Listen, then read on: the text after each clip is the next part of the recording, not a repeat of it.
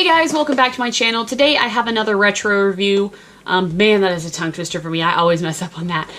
But yes, retro review for the Revenge of the Sith Darth Vader from episode 3, released in 2005. I had to look that up. So, the glory year of Star Wars for me, the figures that got me into Star Wars, the figures that were out when I watched my first Star Wars movie in theaters and decided that this was something that I wanted to do.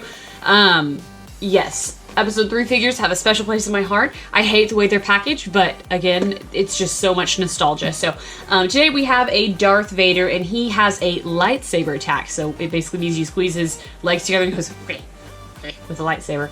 But still a cool little play feature. This definitely was back when I was still playing with action figures and like role-playing with them and whatnot. So very cool. Overall, Darth Vader is fantastic. In terms of packaging itself, I don't know how much you can see of it, but the helmet is Darth Vader with Luke and Anakin, Obi-Wan and Anakin fighting in the center, kind of the highlight of episode 3. Lava behind.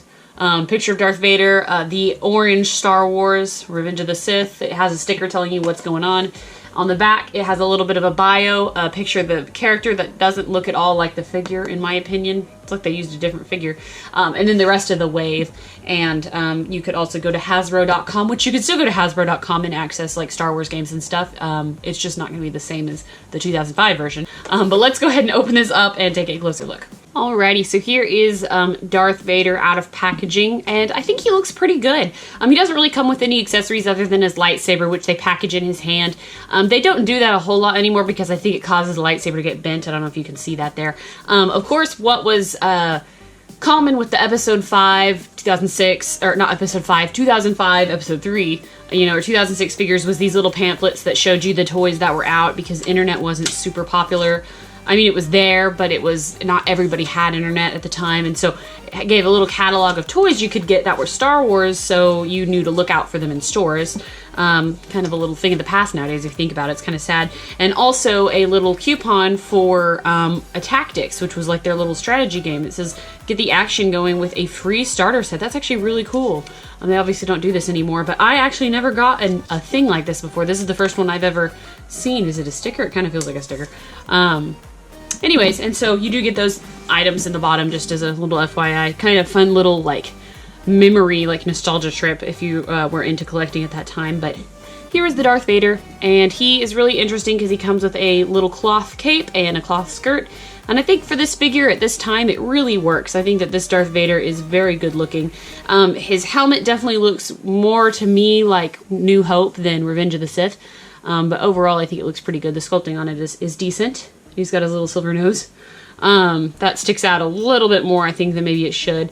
But I think that the cape overall does really good. It's hemmed on the edges. Not here. You can tell it's been just kind of cut, but it is sewn on the edges here, and even on the skirt. So that's kind of nice, at least towards the bottom. And then you, of course, get his normal suit, the stasis suit or whatever you call it.